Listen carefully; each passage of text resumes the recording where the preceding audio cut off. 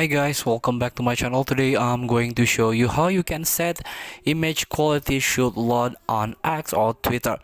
So all you have to do is go to your settings on your Twitter app, and you can scroll down and try to search the and accessibility, display and language. You can tap it. Here you can tap on data usage,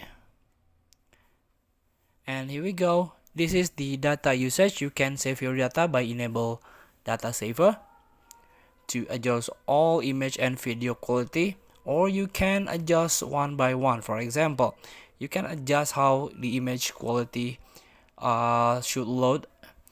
If you want to load a high quality image, you can choose Wi-Fi only, or mobile data and Wi-Fi, or never load a high quality image.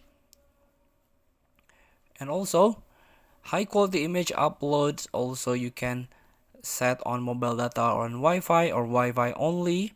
Select when to upload high quality image up to 4K. So feel free to try to adjust your high quality image.